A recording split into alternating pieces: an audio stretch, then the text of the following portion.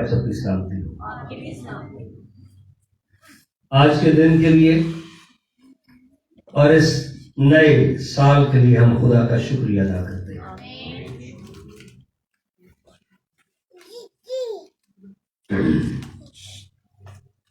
खुदावंद का मुकद्दस कलाम मुकद्दस मत्ती की मार्फत लिखी गई इंजील और इसका 6वां बाब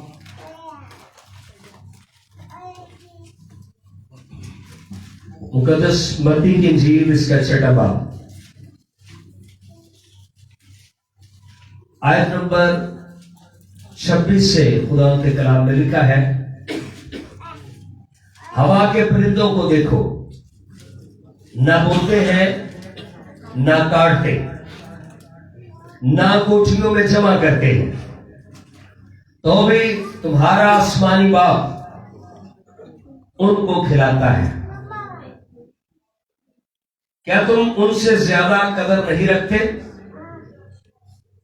तुम में ऐसा कौन है जो फिक्र करके अपनी उम्र में एक घड़ी भी बढ़ा सके? और पोशाक के लिए क्यों फिक्र करते हो?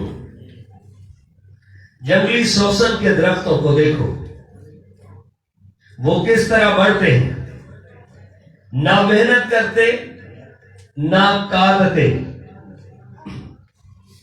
तो भी मैं तुमसे कहता हूं कि सुलेमान भी बावजूद अपनी सारी शान शौकत के उनमें से किसी की मानद मुलब्बस ना था। आमीन। मिसाल दी गई है, हवा के परिंदों को देखो, वो कौन सा ब्रांड पहनते हैं, कौन सी कंपनी का खाते हैं, उन्हें कोई फिक्र नहीं है। हालांकि खुदा उनका बाप नहीं है, खुदा उनका खालिक है, लेकिन आपका खुदा बाप है। हालेलुया।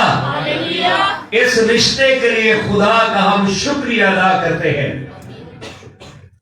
ये छोटे बच्चे हैं, इनको कोई फिक्र नहीं है कि कहां से आएगा, महंगाई है या सस्ताई है। इनको पता है कि बार बार हमें ये चीज मिल जानी है। तो कैसी ये शानदार जिंदगी है। सो इस सहूलत को हम हमेशा एंजॉय कर सकते हैं, अवेल कर सकते हैं, क्योंकि हमारा एक और बाप है। वे जैसे हम बच्चे थे, हम जब बाप बन गए तो फिर हम ये नहीं कह सकते कि हमें ये मिलेगा, फिर हम प्रोवाइडर बन जाते, देने वाले बन जाते। लेकिन हमें भी तो कोई देने वाला हो, तो फिर हम सब जो बाप है, हमारे ऊपर एक बाप है जिसके पास बच्चों की तरह अभी भी हम आ सकते हैं और उससे मांग सकते हैं, उसके साथ जिद कर सकते हैं, उस पर भरोसा कर सकते हैं, पर वो हमें बख्शता है। हालेलुया। सो अभी भी लिखा है, जो कोई बच्चे की मानद ना बने। अगर हम बच्चे बन जाए तो ये दिन फिर अपनी जिंदगी में हम रिन्यू कर सकते हैं। लोग कहते हैं काश कि फिर वो हमारा बचपन आ जाए। याद रखें, रूहानी तौर पर आप बच्चों की मानद खुदा के पास आए, उससे मांगे और वो देगा आपको। आप उन दिनों को लौटा सकते हैं। हालेलुया। उसका तजुर्बा कर सकते हैं। इसलिए यहां पे मिसाल दी गई है, हवा के परिंदे ना बोते हैं ना काटते। भाई उन्होंने फसल बोई नहीं तो, लेकिन और ना कोठरियों में जमा करते हैं। कई बार हम परेशान होते हैं, मेरे बैंक में पैसे अब कोई नहीं है, ये जमा नहीं करते, तो भी जिसका मतलब है फिर भी अगर से आपके अकाउंट में कुछ भी नहीं है तो भी आप फिक्रमंद ना हो। आपका खुदा आपके साथ है जो आपकी जरूरतों को पूरा करेगा। तो भी तुम्हारा आसमानी बाप तुम्हारा है और वो दूसरों को बांट रहा है, तो क्या अपने बच्चों को खाने को ना देगा? हालेलुया। क्या तुम उनसे ज्यादा कदर नहीं रखते? वो तो परिंदे हैं, आप इंसान हो, आपकी वैल्यू, आपकी कदर उनसे ज्यादा है। तुम ऐसा कौन है जो फिक्र करके अपनी उम्र में एक घड़ी भी बढ़ा सके? कई बार हम परेशान होते हैं अपनी सेहत के बारे में, और फिर एक अनजाना खौफ, अभी मेरी एज इतनी हो गई है और फिर अभी मुश्किल है को 5 साल। नहीं नहीं नहीं नहीं, आप खत्म उस वक्त होना शुरू करते हैं जब आप यहां से मान लेते हैं। जैसे उसके अंदेशे हैं वो वैसा ही है। ओ काबा दे वांगर तेनू जोर दे के और तेरी जवानी नू करदा लिया है। हालेलुया। आप उसमें मुतमिन रहकर सेहतमंद रह सकते हैं, जवान रह सकते हैं। हर बात के लिए पर खुदा का शुक्रिया अदा करना चाहिए। आमीन। आप कई दफा नौजवान के पास ना एक दफा किसी अद्धे घंटे का कलाम सुना लेना, थक बहुत कम किया है। अगर देखो बच्चे अंकल जी तुम कुटिए, मैं बुढ़ा हो गया, मेरे कुट हो यार। जब आप यहां से मान लेते हैं, अक्सर आपको पता है जो लोग रिटायर हो जाते हैं उसके बाद फिर 4-5 साल, क्यों? क्योंकि वो यहां से रिटायर हो जाते हैं कि बस अब हमारा दुनिया में कोई काम नहीं है।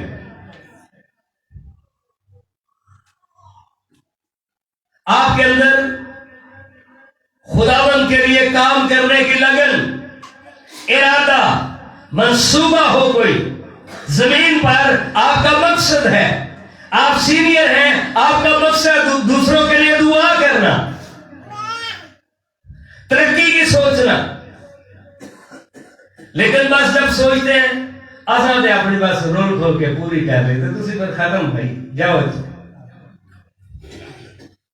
कोई काम नहीं रहा। और क्या है, और पोशाक के लिए क्यों फिक्र करते हो? हाँ जी, पोशाक के लिए क्यों फिक्र करते हो? आप खुदा का काम करते जाओ, पोशाक की फिक्र नहीं, आपको पता भी नहीं होगा क्यों फिक्र करते हो। जंगली शोषण के दरख्तों को गौर से देखो, हल्किन को देखो, अंग्रेजी जुबान में इसको डैफोडिल कहते हैं और उर्दू में इसको कमल भी कहते हैं।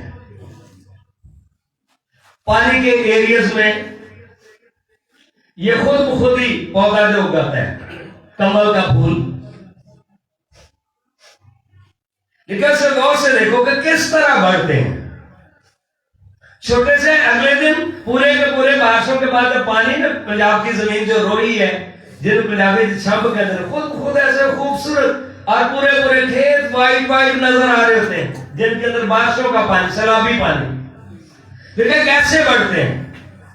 चोरी को फूल किसी ने और कोई कमी के अंदर, कोई कुन्नी के अंदर नापे, कोई भेजे ना किसी ने, खुद खुद उगते हैं, वो कोई काश नहीं करता।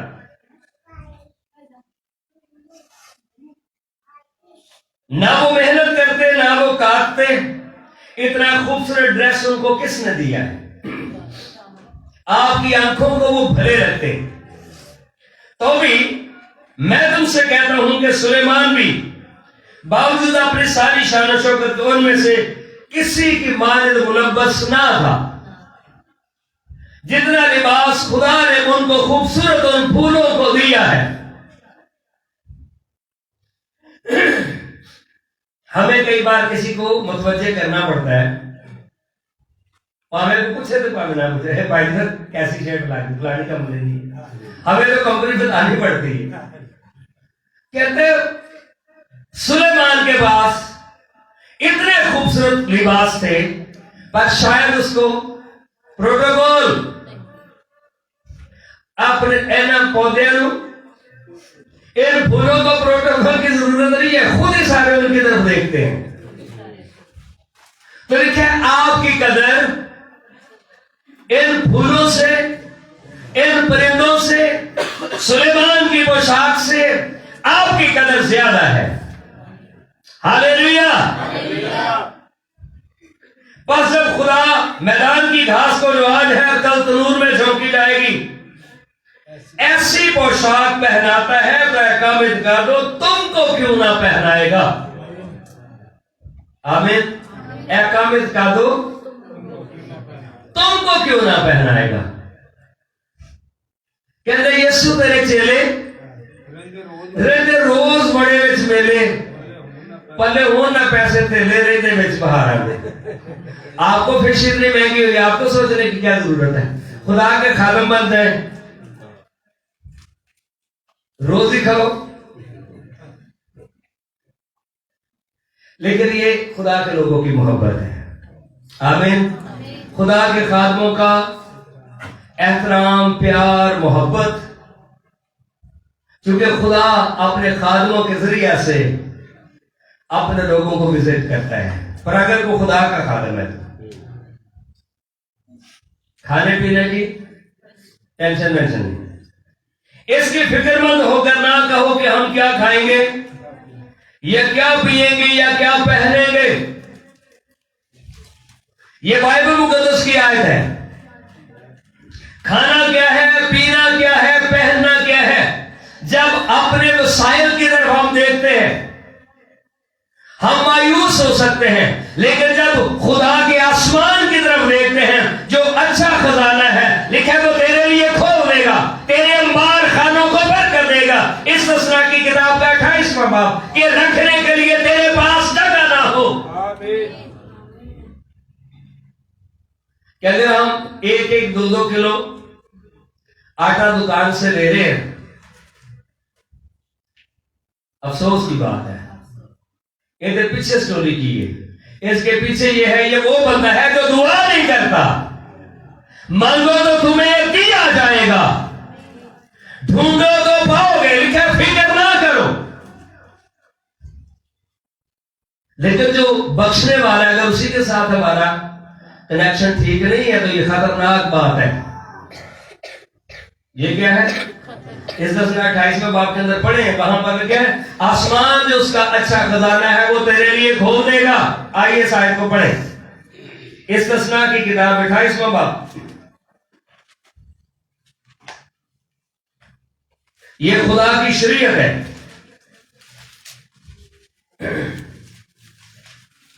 और ये रहनुमा असूल है, अगर इन पर हम चले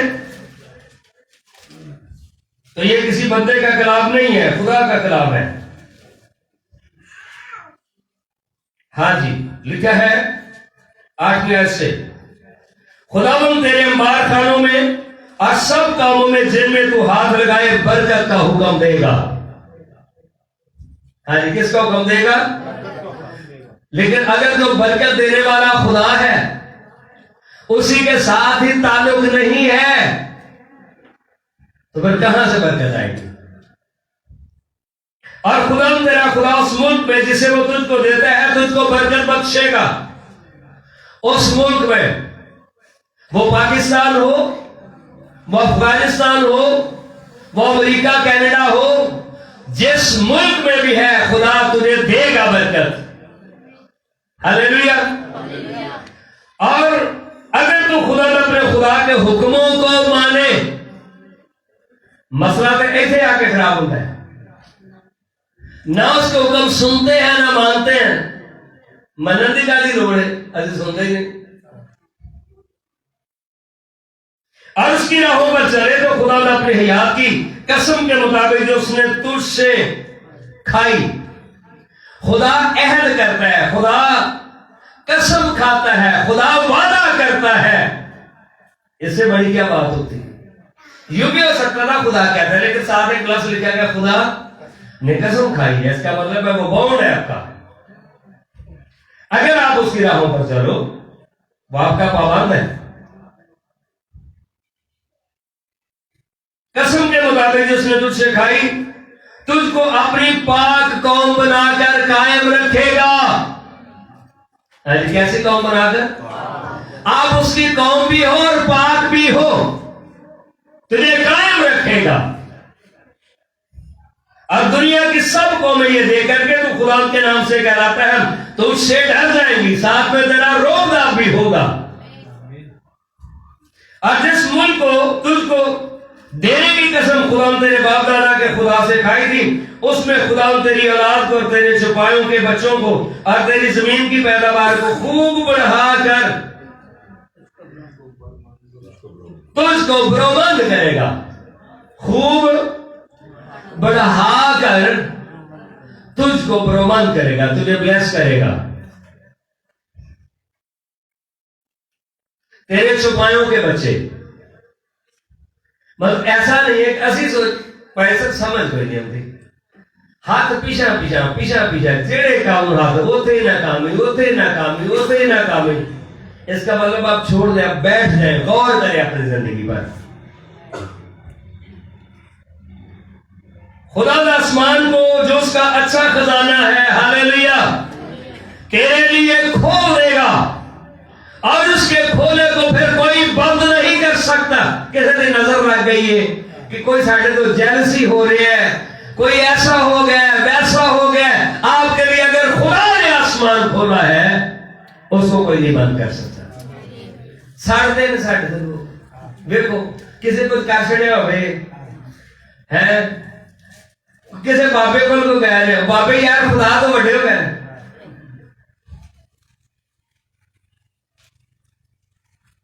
खोलेगा ताकि तेरे मुल्क में वक्त पर नहीं बरसाए, वक्त पर आपको बरकत मिले और वो तेरे सब कामों में जिनमें तू हाथ लगाए बरकत देगा। हालेलुया, जिसमें भी तू हाथ लगाएगा बरकत देगा और तू बहुत सी कौमों को कर्ज देगा। हाँ जी, बहुत सारी कौमों को, पर खुद कर्ज नहीं लेगा। खुद कर्ज, तेरा जमाना खुदा बना के रखेगा और खुदा तुझको दुम नहीं बल्कि सार ठहराएगा। सार के अंदर क्या होता है भाई? एक आम चीज, दिमाग। दिमाग पूरी बॉडी को कंट्रोल करता है। आप दुनिया के कंट्रोलर होंगे, आप दुनिया को चलाओगे। भाई उत्ते बैठा ऐसे अमेरिका दुनिया में चला रहे हैं, ओले नाल खुदा है उसके साथ। उसके साथ कौन है? इसलिए वो दुनिया को चला रहे हैं। आप चला के दिखा दो। जो भी खुदावंद के कवानीन को फॉलो करेगा, खुदा उसके साथ है। वो कौमों को कर्ज देगा और खुद कर्ज नहीं लेगा। ठीक है, क्रिश्चियन मुल्क की दुनिया तो कर्जा मंगल आ रहे हो, साढ़े मुल्क से बड़ी मेहरबानी सानू कर्जा दे दो। उत्थे सैलाब आ गया, उत्थे जनाब अली तूफान आ गया, साड़ी मदद करो, मर चले असी। इसी तरह से हर उस खानदान को, इंडिविजुअली हर पर्सन को खुदा बरकत देना चाहता है। खुदा बरकत, हालेलुया। ये बंदे कितने मिलेंगे? है जी, केड़ी जमीन? जमीन तो बड़ी बड़ी है भाई। है जी, हालेलुया। इकरार करो खुदा के बादों का, उसकी बरकत का। Hallelujah, hallelujah, hallelujah.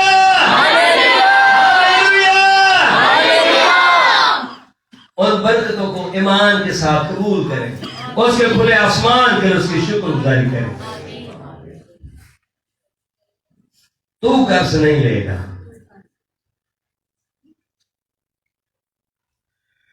लिखा तू कर्ज देता रहेगा और खुदा तुझको दुम नहीं बल्कि सार ठहराएगा। तू पस्त नहीं बल्कि सरफराज ही रहेगा। एक कोई इत्तेफाक नहीं, कोई जैक लग गया तो चलो जी 4 दिन चंगे लंघ गए तो बाकी फिर होते लोग ये कहते कदे चंगे उदों दिन सन। ये वो लोग आते जिन्हों का इतफाकन को जैक लग गया, बाकी फिर होते थे। खुदा हमेशा लिखे कल आज बल्कि अब तक आपका जमाना भी यकसा रहेगा। उसके साथ सीधे चलते जाएं, उसके साथ सीधे। तो बात हम सीख रहे हैं, फिक्रमंद होकर ना कहो हम क्या खाएंगे, क्या पिएंगे, क्या पहनेंगे, क्योंकि इन सब चीजों की तलाश में गैर कौमें रहती है। तुम्हारा आसमानी बाप जानता है कि तुम इन सब चीजों के मोहताज हो, उसे पता है। बल्कि तुम पहले उसकी बादशाही और उसकी रास्तबाजी की तलाश करो। बादशाही मिलती है जब आप बादशाह को कबूल करते हैं, जब आप अपनी जिंदगी यीशु मसीह को देते हैं। और रास्तबाजी मिलती है जब आप कबूल करके पानी में बपतिस्मा लेते हैं। यीशु मसीह जब यूहन्ना के पास गया, यूहन्ना ने कहा मैं आप तुझसे बपतिस्मा लेने का मौका हूं। यीशु ने कहा अब ऐसा होने ही दे, क्योंकि हमें इसी तरह सारी रास्तबाजी पूरी करना मुनासिब है। इब्लीस कभी भी नहीं चाहता आप उसकी बादशाही और उसकी रास्तबाजी को ले। ये तौबा को कर भी में पहले नंबर तक कादी तौबा करिए, असली की कर रहे हैं ऐसे उन्होंने डका आप ही ला रहे हैं। फिर आगे आ गई रास्तबाजी, आगे क्या आ गई? बचपन से ना रास्तबाज ठहरने वाले को पता तो ना ठहराने वाले को पता। बचपन से ले बपतिस्मा के यीशु ने बचपन से लिया 30 साल की उम्र में 30 साल की 6 महीने का यूहन्ना से बपतिस्मा देना, वो मतलब 6 महीने का फर्क। अब दोनों एक एज के तकरीबन बपतिस्मा यीशु से ले लिया। यीशु को हालांकि लेने की क्या जरूरत है? ओ भाई, यीशु ने बपतिस्मा ले लिया है तो फिर भी लेते, अगर नहीं लिया होता तो फिर कहते यीशु ने कहा लिया और ले लिया हमने यीशु ने, तो क्यों नहीं लेते? यीशु ने लिया है, आप क्यों नहीं लेते? इब्लीस नहीं चाहता कि आप उसकी बरकतों के बारिश हो। पहले नंबर पे कहते तो भाई कोई ना करो। नंबर 2 बपतिस्मा लेने का भी लोड़ है। आज नवी कमीशन आ गई है बपतिस्मे देने वाली। ओ भाई तरह का कलाम साहब हजारों साल से, बस कल के लिए फिक्र ना करो, क्योंकि कल का दिन अपने लिए आप फिक्र कर लेगा। आज के लिए आज ही का दुख काफी है, आपका कल बेहतर से बेहतरीन है। हालेलुया। आइए एक हवाला पढ़ते हैं कि ये बरकत आती कैसे है। इसका फॉर्मूला होशिया की किताब में बरकत का फार्मूला है कि बरकत आती कैसे है। अगर हम ये काम ना करें आप बरकत नहीं पा सकते। योएल की किताब के पीछे होशिया की किताब है और इसका बाब नंबर 2 है। होशिया की किताब, उसका दूसरा बाब। ये फार्मूला है बरकत पाने का। रोटी और पानी की कसरत हो कैसे हो, यहां पर ये फार्मूला है। सफा नंबर 849 पर और इसकी आयत नंबर 21 में लिखा है, और उस वक्त मैं सुनूंगा। है उस वक्त में खुदावंद फरमाता है। मसला यह है कि कोई ऐसा को फार्मूला दसो कि सारी दुआ सुनी की में जा सकती। लिखा है खुदावंद कहता है उस वक्त मैं सुनूंगा। हालेलुया। मैं आसमान की सुनूंगा। हाँ जी, किसकी सुनूंगा? फिर आगे क्या लिखा है? और आसमान जमीन की सुनेगा। जी, आसमान और जमीन अनाज और मैं और तेल की सुनेंगे। जमीन किसकी सुनेगी? अनाज, मैं और अनाज के अंदर सारी चीजें आ गई। मैं के अंदर जूसेस भी, ठीक है। नेस्ले का जूस नहीं, ऐसे कला नहीं पीता, मैं दब है। और रुखी सुखी नहीं, पराठे, बेहतरीन एनर्जेटिक चीजें। जी, अनाज और मैं और तेल की सुनेंगे। और वो यजरेल की सुनेंगे। किसकी सुनेंगे? यजरेल की गाना है। यजरेल यरूशलेम का, बनी इस्राएल का एक शहर है जहां पर एक खानदान ने बैठकर दुआ की, जहां पर भाई शादाब के खानदान ने बैठकर दुआ की, जहां पर शैमुएल के खानदान ने दुआ की, जहां पर भाई इफ्तिखार के खानदान ने दुआ की। असली एक रू फड़िए तो दूजा निकल जाता है, उन्होंने काबू करी होती तीजा पर निकल जाता है। और ना हम इकट्ठे होते हैं, ना बरकत की तरफ आते हैं। हाँ जी, इस्राएल में उन्होंने दुआ की। उन्होंने दुआ किस बात के लिए की?